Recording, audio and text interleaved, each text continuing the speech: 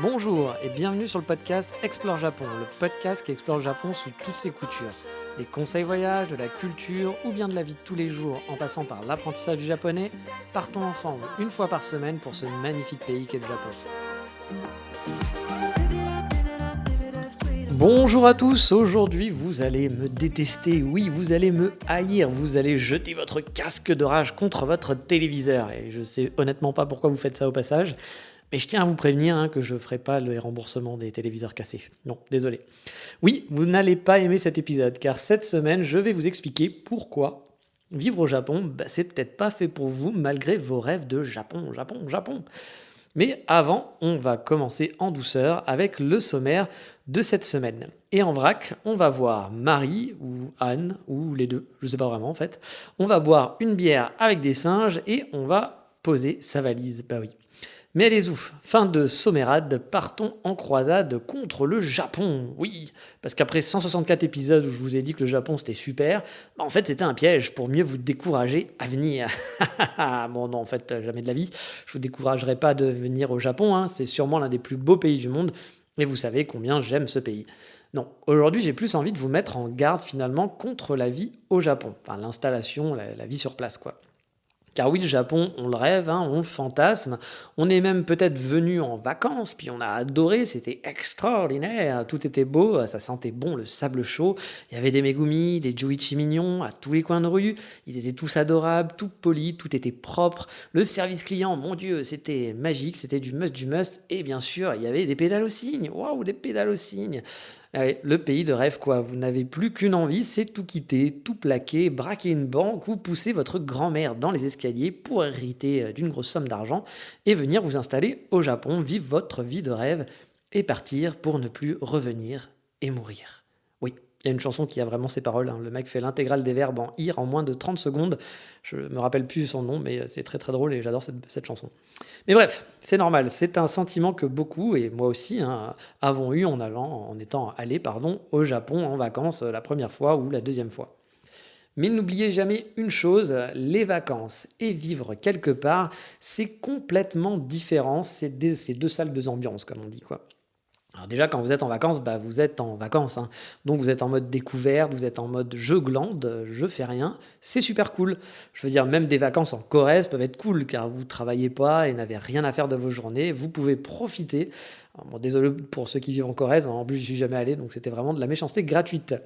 Mais bref, c'est pour ça que je vous invite vraiment à bien vous renseigner en écoutant ce podcast par exemple, ou en lisant, en regardant des points de vue différents, des gens qui adorent vivre sur place bien sûr, mais aussi des gens qui ont eu de très mauvaises expériences. Et honnêtement, ils sont nombreux au Japon à avoir été déçus de la vie sur place. Parce que oui, je l'ai dit maintes fois, c'est pas le pays des bisounours, le Japon. Il y a plein de choses qui vont peut-être vous frustrer, des choses qui vont vous énerver au Japon. Et n'oubliez pas, vous n'êtes pas chez vous. Vous êtes un étranger et resterez sûrement, pour beaucoup de personnes, un étranger. On vous traitera donc comme un étranger. Ça fait beaucoup d'étrangers dans la même phrase, je sais. Et vous aurez avoir un niveau parfait de japonais, par exemple, vous serez toujours vu par certains comme un gaijin. Alors non, il n'y aura pas de violence directe, etc., comme on peut peut-être le sentir chez nous pour les gens qu'on va considérer comme des étrangers, alors qu'ils ne le sont pas en plus, la plupart du temps. Mais voilà, ça va être plus des choses qui vont pouvoir vous agacer au quotidien, ou parfois des attitudes qui vont vous faire comprendre que vous n'êtes pas d'ici, et que vous ne le serez jamais, même si ça fait 10 ans que vous vivez là. Pour vivre à l'étranger, et pas qu'au Japon, il y a aussi le problème de l'éloignement. L'éloignement avec sa famille, avec ses proches, le décalage horaire, qui peut être très frustrant pour rester connecté avec sa famille et ses amis. Il y a certains qui ont vraiment beaucoup de mal à vivre cet éloignement, car on peut se sentir très vite seul au Japon. Car vous le savez, être proche d'un japonais, c'est pas toujours super simple. Les gens s'ouvrent pas forcément facilement, c'est très difficile de savoir ce qu'ils pensent, et de sortir un petit peu des small talk habituels et d'avoir de vraies franches amitiés finalement comme on peut les avoir nous avec nos amis en France ou en Europe. Au Japon, l'amitié c'est autre chose, c'est différent. Et pour certains, ça peut être sur le long terme difficile à vivre, voire à supporter. Moi j'ai vu des gens vraiment déprimés alors qu'ils adoraient le Japon, mais se sentir très seuls finalement sur place. L'expatriation, c'est pas fait pour tout le monde. Moi, par exemple, je vis loin de mes proches depuis très longtemps. J'ai toujours déménagé en étant petit. En gros, tous les 2 ans, voire même plus parfois, hein, je déménageais. On allait vivre dans des villes qui étaient très, très loin. Donc je m'éloignais à chaque fois de mes amis, et à une époque, on n'avait pas internet en plus, hein, pour garder le contact. Donc bah, j'ai été habitué à tout ça. Je vis très bien comme ça finalement. Mais ça peut être très dur pour certaines personnes de vivre, bah, voilà, loin de ses proches. Il faut se poser les bonnes questions. Est-ce que c'est gérable ou non pour vous? Peut-être que voilà, ne pas voir votre famille, ça va être compliqué. Peut-être que la solitude pour vous, finalement, bah, vous aimez bien au début, mais ouais, quand c'est tout le temps, bah, vous vous rendez compte que finalement, non, la solitude, c'est pas fait pour vous. Et bah, on est quand même un petit peu seul au Japon. On peut l'être. Bien sûr, vous allez pouvoir trouver des amis, etc. Mais vous allez même pouvoir trouver des étrangers avec qui ça sera plus facile d'être amis. Mais c'est possible que voilà, la difficulté, la solitude soit beaucoup plus présente, surtout pour les gens aussi qui n'ont jamais vécu tout seuls. Il y a beaucoup d'entre vous qui sont jeunes, je pense, qui m'écoutent, qui ont toujours vécu un peu chez papa-maman, qui ont été étudiants, et puis papa-maman, oh, ils sont chiants, oh là là, etc. Mais finalement, le jour où vous vous trouvez tout seul, et vraiment tout seul, très loin de tout le monde, bah, et on fait plus tant les marioles que ça, et ça peut être difficile. Bien sûr, c'est pas le cas pour tout le monde, mais ça peut être le cas, voilà, pour certains d'entre vous. Et donc voilà, bah, même si c'est pas très grave, hein, finalement, tout ça, il y a des gens qui sont capables de le gérer et d'autres qui vont être pas capables de le gérer. Il faut se poser, je pense, les bonnes questions. C'est ça vraiment le plus important. Je pense que l'important, c'est d'en avoir conscience et pas de se le prendre en pleine tronche finalement. Car c'est souvent ce qui est le plus violent. C'est souvent à cause de ça finalement qu'on va mal gérer une situation. C'est de ne pas avoir prévu tout ça et de se le prendre en pleine tête. Et là, bah, du coup, c'est dur à analyser, c'est dur à accumuler. Moi, j'ai eu un ami, par exemple, qui adorait le Japon, qui était vraiment très bien, mais aussi voilà la solitude, la difficulté, parce qu'il y a plein de difficultés de la vie au Japon, plein de choses, des choses qui sont faciles à faire chez vous en heure habituelle, bah là, qui vont être complexes. Bah, au bout de 2 ans, ça a été très difficile pour lui et vraiment, il est tombé dans une grosse déprime et il rêvait que d'une chose, c'était de rentrer en France et de voir sa famille.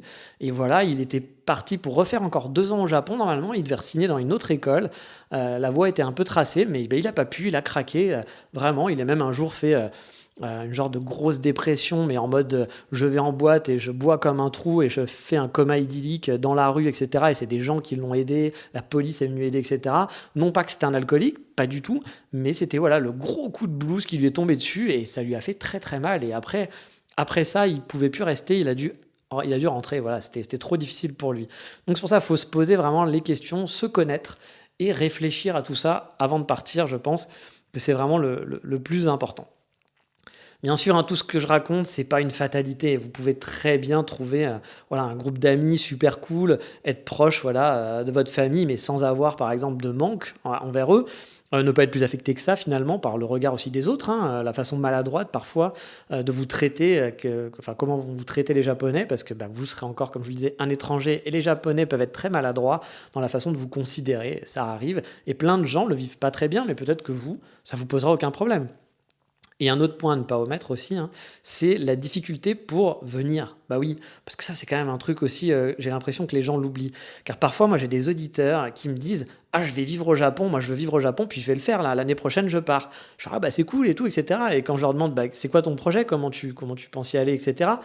Bah, en fait, il y en a pas vraiment. Certains pensent qu'il suffit juste de venir, voilà, qu'ils vont venir au Japon, puis que ça va être facile, ils vont sur place, ils vont envoyer un CV et puis voilà, c'est fait. Ils savent même pas qu'il faut un visa, que c'est pas oui, vous pouvez venir au Japon 3 mois en vacances, mais vous pouvez pas dire: «Bah, je vais au Japon, puis je m'installe». Ça se passe pas comme ça. Vous vous doutez bien que c'est pas en plus open bar le Japon. Le Japon est un pays raciste, il faut le dire, il ne faut pas avoir peur de dire les mots. C'est un pays raciste, c'est aussi logique qu'il soit un petit peu raciste dans le sens où c'est une île qui est donc fermée sur elle-même. Pendant très longtemps, le Japon a été fermé sur elle-même, puis ils sont quand même enfermés. Tous les Japonais sont pas racistes, etc. Mais faut pas idéaliser le Japon comme quoi c'est un pays de bisounours et que tout le monde est gentil. Non, c'est pas le cas. C'est un pays spécial et il y a plein de belles choses au Japon, il y a plein de bonnes choses, mais il faut être capable de vivre aussi avec les mauvaises choses qui vous dérangeront peut-être pas, mais peut-être qui vous dérangeront bah, beaucoup. Voilà. Et pour revenir donc au sujet de, voilà, de préparer un petit peu sa venue et pas de dire: «Ah bah, je vais aller vivre au Japon parce que j'adore», parce que bah, c'est pas si simple que ça. Bah, si vous parlez pas japonais, par exemple, que vous n'avez pas un job dont les entreprises japonaises ont besoin, que vous n'avez pas pour compenser votre niveau de japonais bah, un super niveau d'anglais, bah, ça va pas se faire en claquant les doigts, je suis désolé.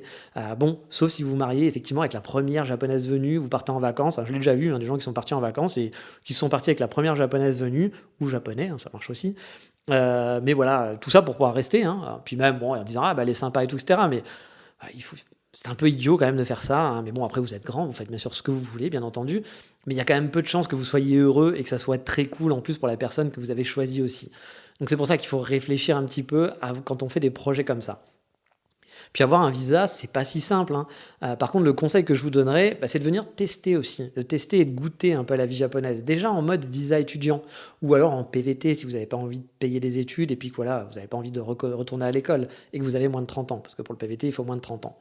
Même si encore une fois, hein, il faudra garder en tête que vous serez en mode vous ne serez pas en mode vie normale, vous serez en mode un peu vacances, en mode petit boulot, en mode études. C'est pas la même chose que de s'installer définitivement et d'être dans une vraie entreprise japonaise, par exemple.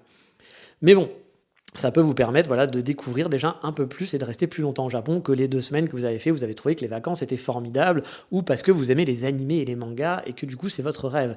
Il faut, je pense, un petit peu piocher, un petit peu aller chercher plus loin que juste s'arrêter sur des trucs très basiques.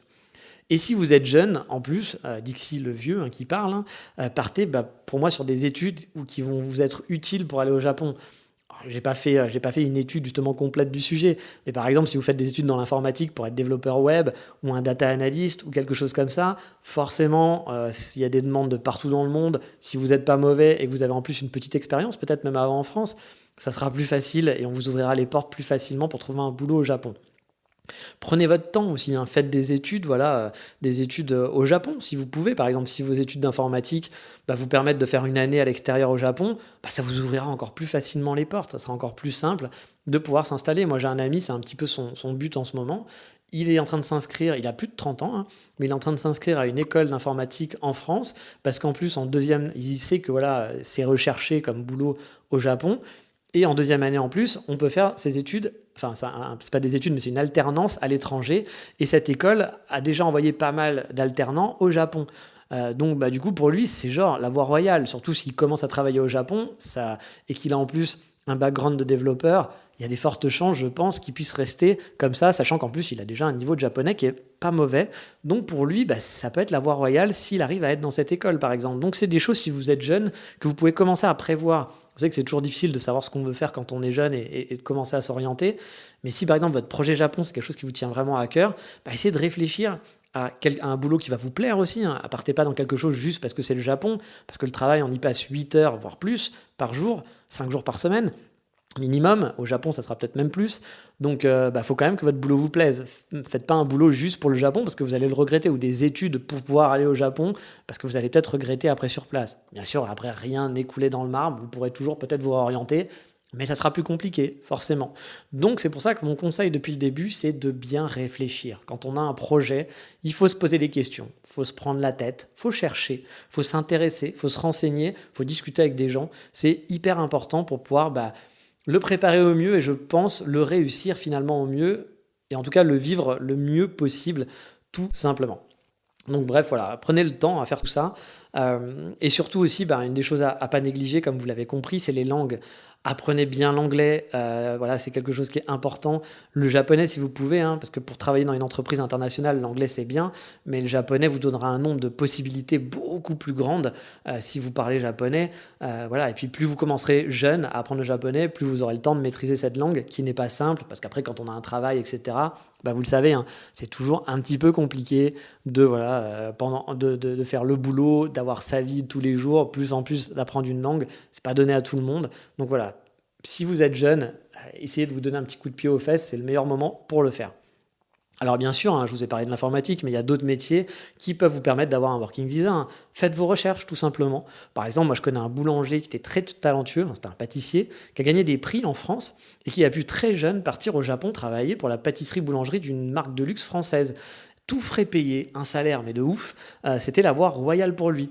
Voilà quoi, c'était vraiment c'était un truc énorme quoi. Et même si vous êtes moins bling bling, vous n'allez peut-être pas être le meilleur pâtissier de France, mais il y a moyen de montrer ses skills. Et puis il y a des skills comme ça qui sont, on va dire, 100% français dans la tête des gens.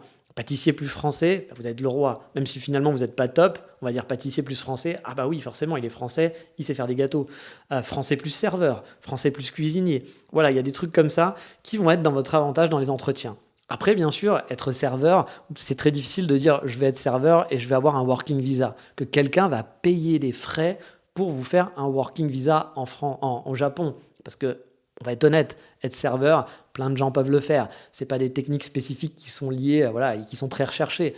Ça s'appelle un petit boulot, il y a des vrais boulots de serveur aussi, mais on va pas vous faire un visa pour ça. Ça arrive dans certains cas, mais c'est très très rare. C'est pour ça qu'il faut vraiment bien réfléchir à votre projet et le préparer au mieux en amont. Et n'oubliez pas aussi un truc important, c'est les études. Allez au moins jusqu'au bac+3, car le gouvernement japonais, il peut être vraiment très chiant avec ça. Bon, si vous avez 20 ans de boulot comme moi, ça sera moins contraignant. Moi, j'ai pas un bac+3 par exemple, j'ai qu'un bac+2. Mais si vous êtes jeune diplômé, bah, sans ça, ça va être compliqué, parce que le bac+3, on va vous dire, bah non, vous avez fait un bac+2, ça suffit pas.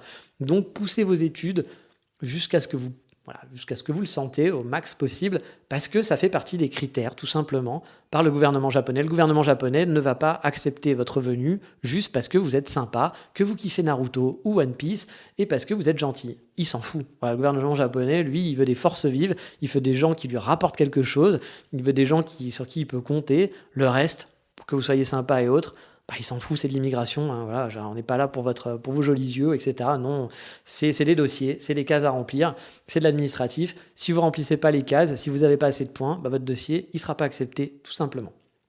Mais vu qu'on parle de working visa, on va pas se mentir, hein, parce que c'était quand même le sujet du podcast, la plus grosse complication quand on vit au Japon, je pense en tout cas pour tous ceux qui ont été dégoûtés du Japon, la plupart, c'est le monde du travail.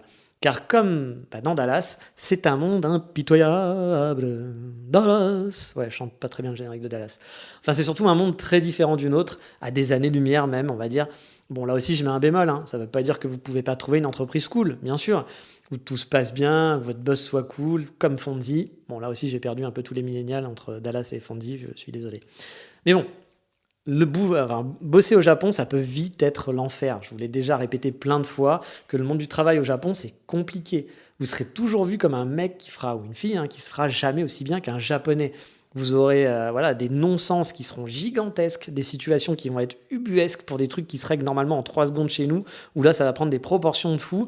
Vous allez être très infantilisé, parce que les Japonais sont très infantilisés dans leur travail, dans leur vie de tous les jours, et ça va peut-être vous saouler.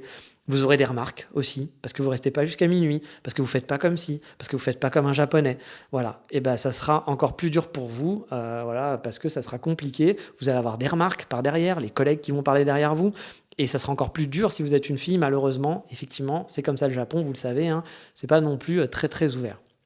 Bref, bien entendu, on aura tous notre expérience. Je veux pas vous faire peur. Voilà. Je veux pas que vous, je veux pas que vous soyez dégoûté du Japon et que vous disiez mais bon, c'est horrible, etc. Mais je veux pas que vous veniez au Japon comme un béni oui-oui, pas préparé, ce qui peut se passer et qui vient avec ses plein de préjugés en tête, parce que vous risquez de tomber vraiment de très haut et finalement mal vivre votre expérience sur place. Je connais vraiment beaucoup de gens qui ont vécu au Japon et qui gardent un amour pour le pays, vraiment. Mais maintenant, ça sera que pour les vacances. Vraiment que pour les vacances. Ils ont un amour du Japon, l'amour du Japon touriste. Mais pas plus. Pas l'amour du Japon, je vis sur place. Ils ont vécu des expériences vraiment mauvaises dans l'ensemble. Dès qu'ils ont dû y vivre. C'est-à-dire que des gens qui étaient là en vacances, on trouvait adorer le Japon, ils étaient fans du Japon, Japon, voilà, moi ma vie c'est Japon, je suis fan de tout ce qui est du Japon, etc. Et puis je suis allé en vacances, j'adore, je parle japonais parfaitement, j'ai tous mes amis qui sont japonais à distance, etc. Puis quand ils sont arrivés au Japon, ça a été la douche froide, il y a eu des dépressions, des gens qui ont vraiment qui ont vécu très très mal, c'est pas genre juste, ah bah ça s'est mal passé, finalement je rentre chez moi. Non, des gens pour qui ça a été dur, ça a été très très dur. Et ils sont rentrés fatigués, ils sont rentrés démoralisés, il leur a fallu du temps pour se reconstruire. Donc oui, ça peut être vraiment, vraiment, vraiment difficile. Que ça soit dans le domaine humain ou relationnel, le travail, ou même d'un point de vue politique aussi, car ça aussi c'est quelque chose qui peut vous énerver au quotidien. La politique du Japon, la politique du travail, la politique de l'humain, voilà, tout simplement, peut vous rendre fou. Ça va dépendre de votre opinion, de votre façon de gérer ça, de votre façon de penser, de votre façon de vivre. Mais est-ce qu'il faut pour autant ne pas tenter l'expérience ? Bien sûr que non, voilà. Parce que même un échec, même un mauvais moment peut être intéressant à vivre et ça peut être quelque chose qui peut être bien pour vous, pour votre construction personnelle. Mais encore une fois, vous allez le digérer plus facilement en étant préparé qu'en arrivant avec plein de fausses idées sur le Japon. Pour ma part, parce que je vais vous donner un peu mon expérience personnelle, moi j'ai découvert le Japon, vous le savez, en étant enfant, en regardant des animés. Mais sans faire vraiment la liaison finalement. Pour moi, c'était des animés, c'était pas vraiment des animés qui se passent au Japon. Je savais pas ce que c'était le Japon et je m'en foutais un petit peu. Puis j'ai commencé vraiment à m'y réintéresser tardivement, hein, après mes 30 ans.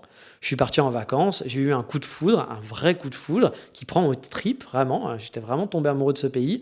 Puis j'ai retenté, pour être sûr, en restant au final 3 mois. J'ai fait plus de 3 mois de vacances là-bas. Et c'était toujours pareil.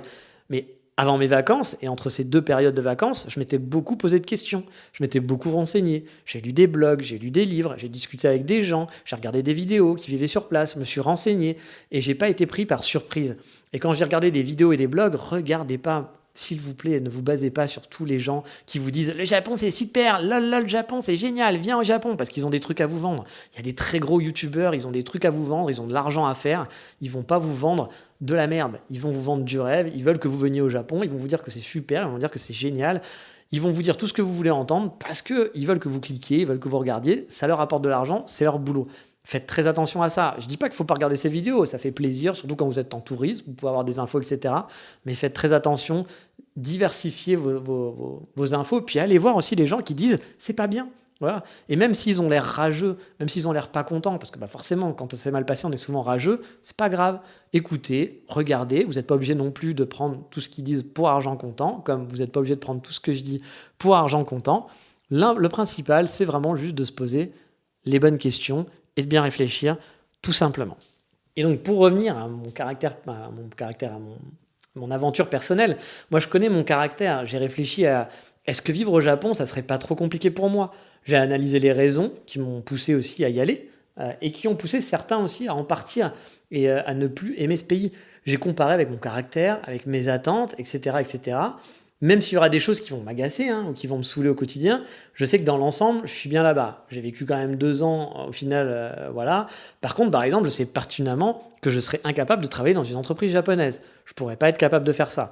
Et c'est pour ça que je le tente pas. Et même si c'était ma seule solution pour vivre au Japon, je ne le ferais pas parce que je sais que je serais pas heureux au quotidien. Mais j'ai pas pris ce projet à la légère non plus. Je l'ai préparé, j'ai économisé, je l'ai travaillé, j'ai tâté le terrain. Je me suis renseigné beaucoup et je vous encourage vraiment à le faire pour pas subir une grosse désillusion. C'est vraiment ça qui est important. Car non, le Japon, non, c'est pas fait pour tout le monde. On peut l'adorer en vacances, mais on peut le détester quand on vit sur place. Gardez bien ça en tête avant vraiment de vous lancer dans votre aventure. Et même si vous n'êtes pas sûr qu'il y a des choses qui vous font peur, que voilà, tout ça c'est normal, hein, d'avoir peur dans un tel projet, hein, de tout quitter, de s'installer dans un pays qui est complètement différent, de ne pas savoir si on va aimer, si finalement ça va bien se passer, parce qu'on a entendu des gens qui vous disent attention, ça va mal se passer, ou attention, ça c'était dur. Faut savoir, c'est normal d'avoir des peurs. Vous allez avoir des difficultés parfois, mais faites pas marche arrière non plus pour autant, c'est pas ce que je vous dis. Ce que je dis, c'est que le plus important, c'est vraiment, je pense, c'est d'être préparé, je le répète, hein. Mais il faut parfois se donner un bon coup de pied au cul et y aller, vaincre ses peurs. Si on est conscient qu'on peut passer outre ces problématiques encourues ou qu'on connaît ces problèmes et qu'on sait que ça va peut-être pas être parfait, que peut-être ça va mal se passer, ça va mieux passer, je pense.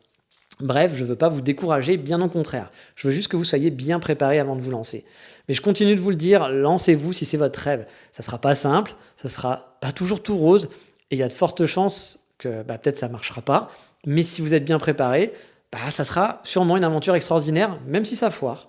Et puis vous n'êtes pas obligé non plus d'y rester à vie, hein. Je sais que parfois des gens pour qui ça s'est mal passé ont quand même apprécié cette expérience, puis de toute façon ils ne voulaient pas rester juste ad vitam, c'était juste une expérience de 2, 3, 4, 5 ans. Puis sur la fin ils en ont eu marre, c'était compliqué, c'était difficile, au début c'était génial, mais après c'était chiant. Mais de toute façon c'était juste une étape, donc c'est pas mal. C'est pas grave.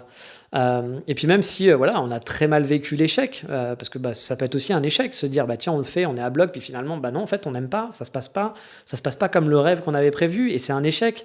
Le fait que son rêve finalement c'est pas tant un rêve que ça sur place, hein, c'est même peut parfois être un cauchemar. C'est pas grave, l'échec est normal, et peut-être que votre avenir radio il se fera pas au Japon, mais vous aurez tenté au moins, vous saurez et vous resterez pas sur un sentiment d'inachevé. Vous n'aurez plus qu'à rebondir sur autre chose, à trouver un autre projet.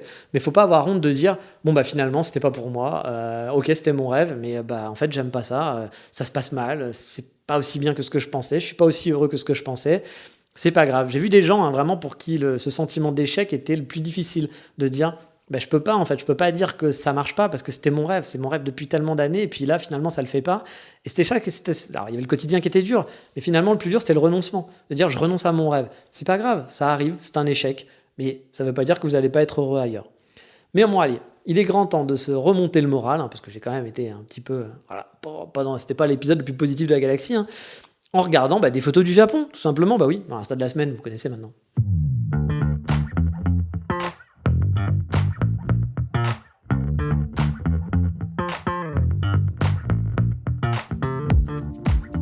Et dans l'Insta de la semaine, on va suivre une amoureuse du Japon, qui vit à Paris et qui poste des photos de voyage. Je pense que c'est des photos de voyage, je suis pas sûr à 200%, mais a priori je pense que c'est juste des photos de voyage. Elle s'appelle Marie et son compte est 100% Japon. Alors, dans les dernières photos en tout cas, parce qu'avant c'était pas des photos de Japon, mais là elle en poste pas mal sur le Japon. Donc pour ceux qui aiment les comptes Instagram en mode photo touristique, vous serez pas déçus, là on est en plein dedans. C'est des photos de touristes, des photos très classiques, des photos des lieux que tout le monde connaît, en tout cas quand on s'intéresse au Japon, ça fait toujours plaisir de voir ces lieux qui sont très jolis. Son compte, c'est Marie, Mary_Anne, A2N, et je vous invite à jeter un œil, comme d'habitude. L'URL sera dans la description de l'épisode ou sur le Patreon pour les abonnés soutien. Mais allez-y, on va vite sauter, on va encore essayer de boire pour oublier, parce que je sais que je vous ai un peu cassé le moral, donc on va boire une bonne bière tous ensemble.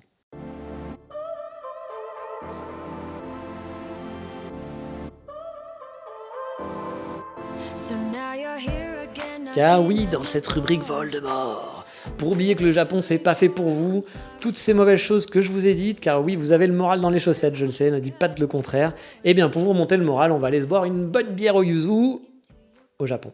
Et là vous vous dites, mais il est con, lui, il nous dit que le Japon c'est pas pour nous, et qu'est-ce qu'il fait? Il nous remet dedans, il nous amène boire une bière au Japon. Franchement, est-ce que tu te foutrais pas un peu de nous?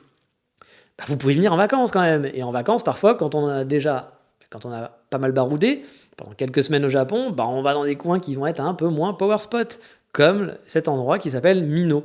Mino, c'est célèbre pour sa cascade et ses momiji. Les momiji, vous le savez, c'est les fameux érables et les magnifiques couleurs d'automne, ma saison personnellement préférée au Japon, et j'avais même fait un podcast sur Mino, fouillé dans les 160 épisodes, il y en a un complet sur la ville. Et là, je vois les plus perchés d'entre vous s'imaginer une cascade de bière, oui, parce que j'avais parlé de bière. Si c'était le cas, vraiment, les gars, ça serait un power spot du Japon. La cascade de bière, vous vous doutez bien que ça ferait partie des trucs touristiques numéro 1. Non, je vous parle de Mino, car en plus de son spot à cascade, où les gens d'Osaka se ruent en automne, parce que cet endroit est réputé, comme je l'ai dit, pour les momiji, mais la ville est aussi réputée pour son brasseur, Mino Beer. Oui, niveau originalité du nom, ils se sont pas vraiment foulés, je dois l'avouer. Mais on va leur pardonner, car leurs bières sont vraiment délicieuses. Ici, on n'est pas dans la Asahi ou la Sapporo, c'est de la craft beer. Un petit torréfacteur, pas un torréfacteur, à force de parler de café, torréfacteur non, un petit brasseur qui fait du boulot d'orfèvre.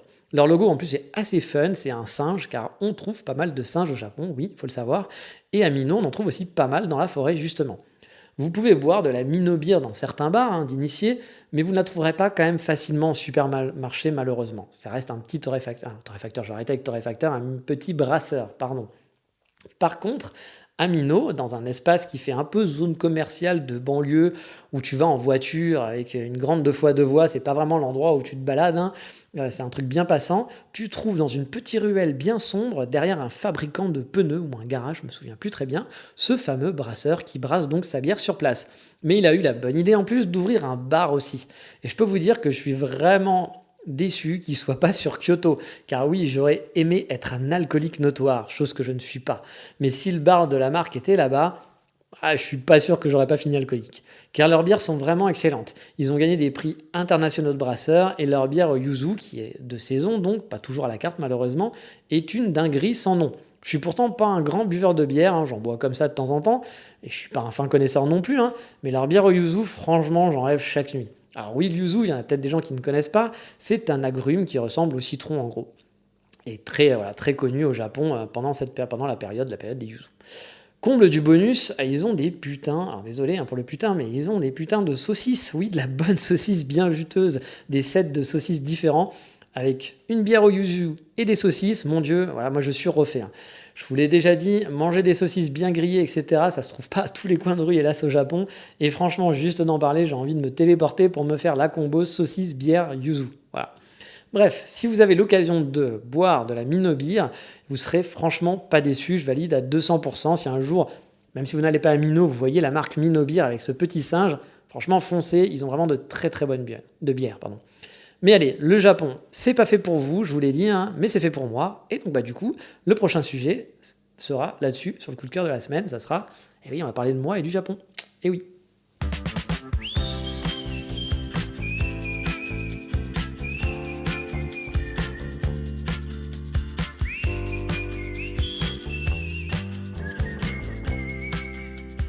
Enfin, presque, on va presque parler du Japon.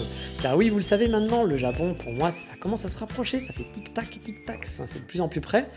Un HS va sûrement pas tarder, un hors-sujet, à arriver aussi sûrement pour vous expliquer un peu en détail les démarches avant l'immigration que j'ai dû faire, les galères et les frustrations. Je pense que ce sera le prochain épisode. Puis ça vous permettra de savoir un petit peu comment ça fonctionne, les dossiers, comment ça se passe, c'est quoi le timing, etc. Mais c'est quand même un peu lié au Japon, car oui, qui dit bientôt le Japon, dit fin de ma vie de nomade. Bah oui, ça va être fini les Airbnb, fini les langues où je comprends rien. Non, en fait, non, la langue où je comprends rien, ça va continuer, ça va pas trop changer au Japon. Mais oui, je mets fin à ma vie de nomade. En fait, pour moi, j'ai eu plutôt 2 vies de nomade, on va dire. La première, c'est quand j'ai dû quitter le Japon la première fois, quand j'ai décidé d'arrêter mon école. Parce qu'à partir de là, je suis allé sur Paris, puis en Écosse, puis je suis retourné au Japon, puis en Corée, puis je suis retourné au Japon avant de revenir dans le sud de la France me confiner et revenir ensuite à Paris. C'était ma vie un peu du « va falloir trouver ce que je vais faire ». Mais bon, j'avais plus vraiment de chez moi depuis fin février 2019 et quand j'ai rendu les clés de mon appart à Kyoto finalement. Puis ma deuxième vie de nomade, elle a commencé quand j'ai pris la route et que j'ai retrouvé un boulot. Là, ce fut Strasbourg, Budapest, Vienne et encore Budapest, avec quelques allers-retours de temps en temps sur Paris. Et là, c'est fini. Enfin presque, parce que je pars de Budapest dans 1 semaine environ, direction Paris, chez mon compère de mon ancien podcast, Le Matin est là. Le Matin est là, oui. Qui va m'héberger jusqu'à ce que j'ai mon visa. Qui j'espère, si tout va bien, me verra partir de chez lui début juin, mais pour l'instant c'est toujours le flou artistique, je suis en pleine attente de l'immigration. Normalement, ça devrait prendre 1 mois, donc je devrais avoir ça d'ici fin avril, début mai, et après il y a encore des démarches à faire, donc c'est pour ça que je ne partirai pas début mai, mais voilà, après on ne sait jamais, ça peut prendre plus longtemps aussi, hein, c'est la magie de l'immigration, mais ça j'en parlerai dans le hors-sujet. Bon, la vie de nomade, c'était sympa, hein, surtout après avoir habité chez des gens ou en coloc, parce que ça a été ma vie, comme je vous l'ai dit, après avoir quitté mon appartement du Japon, j'étais soit en coloc, soit je créchais chez des gens, et pouvoir habiter tout seul, avoir son Airbnb à moi, ça m'a fait vraiment du bien. Mais là, j'ai envie de passer à l'étape supérieure et de retrouver mon appartement. Alors, bon, ça va pas être le mien pour l'instant, mais d'en faire le mien en tout cas. Avoir un appartement à moi avec mon stuff, ne plus avoir qu'une valise d'affaires et acheter plein de conneries, me sentir chez moi tout simplement. Puis bon, ça sera le Japon, hein, donc que demande le peuple. Donc oui, je suis quand même content que ma vie de nomade se termine là maintenant, même si j'aurais bien aimé qu'elle soit un petit peu plus aventureuse, bouger beaucoup plus, faire par exemple 3 mois en Corée, aller en Taïwan, aller au Danemark, dans d'autres pays, il y avait plein de pays que j'aurais bien aimé, vivre sur place. Et c'était un petit peu le but au démarrage, parce que je pensais que je allais pouvoir retourner au Japon que 4 ans après avoir commencé un nouveau boulot, le temps d'économiser de l'argent. Donc je m'étais dit, dès que les frontières réouvrent, je me ferai un périple en Asie pour faire 2 fois 3 mois au Japon, rester 3 mois par exemple de mars à avril, mai, et puis faire les Momiji, et puis entre-temps aller à Taïwan, aller en Corée, aller, je sais pas, en Thaïlande, des choses comme ça, et essayer d'avoir une vraie vie de nomade et de changer tous les 3 mois tout en pouvant rester un petit peu au Japon en attendant d'avoir assez d'argent pour créer ma société sur place. Mais ça, je vous en avais déjà parlé. Et finalement, ça va pas être comme ça que ça va se passer. J'ai pu partir beaucoup plus vite. Finalement, après 1 an et demi avoir trouvé un boulot, en gros, c'est ça, je vais pouvoir partir au Japon. Donc ça a été beaucoup plus rapide et je vais pas créer ma boîte. Je vous en ai déjà parlé aussi pourquoi. Puis bon, à choisir, moi, entre la vie de nomade et pouvoir vivre au Japon à plein temps, en sédentaire, clairement, moi, je choisis le Japon et la vie à plein temps en sédentaire. Hein. C'est cette vie en sédentaire qui m'attire beaucoup plus. Hein. Car la vie de nomade, c'est sympa, hein, mais c'est quand même fatigant en organisation, surtout pendant le Covid, qui m'a pas beaucoup aidé pour être vraiment justement organisé et qui m'a fait faire des prises de tête assez régulièrement pour savoir qu'est-ce que j'allais faire, où j'allais aller, comment j'allais m'organiser. Ah, il faut faire le nouveau vaccin. Ah, il faut retourner en France. Ah, en fait, j'ai plus que 2 jours parce que finalement, les lois ont changé. Non, c'était vraiment chiant, c'était compliqué. Puis trouver des Airbnb qui sont pas trop chers, c'est compliqué aussi. Bref, c'était pas la fête. C'était pas non plus génial, même si je regrette pas du tout ce passage. Ça a été un bon truc de ma vie. J'ai découvert des villes sympas et je regrette pas du tout. Mais voilà, ça va être une période donc entre deux, une préparation de mon départ au Japon, de squattage aussi, avant de démarrer une nouvelle aventure qui, j'espère, cette fois sera la bonne pour s'installer longtemps et durablement au Japon, même si je dois vous l'avouer, je ne sais pas si je vous en avais déjà parlé, mais le Japon pour moi n'est pas une fin en soi. J'adore le Japon, voilà, c'est vraiment un endroit où je me sens très très bien, mais je sais que peut-être dans le futur, au bout de 5 ans, 10 ans, 15 ans, peut-être j'en aurais marre du Japon. J'avais adoré Paris quand j'étais jeune et j'étais très content d'habiter Paris, et puis j'en ai eu marre au bout d'un moment parce que on change, les gens changent, et puis on a envie d'autre chose. Donc c'est pour ça que je ne suis pas à me dire le Japon c'est jusqu'à la fin de ma vie, je n'en sais rien. Mais en tout cas, c'est clair que j'aimerais bien m'y installer. J'aimerais bien y vivre plusieurs années parce que je sais que je me sens très bien là-bas et pourquoi pas jusqu'à la fin de ma vie. Peut-être que je m'en sentirais vraiment super bien là-bas jusqu'à la fin de ma vie. Trouver ma Megumi, on verra comment ça se passe. Mais sur ce, qu'est-ce qui va se passer à la fin de l'épisode? Donc je vous dis à ciao, bye bye, à la semaine prochaine, matane.50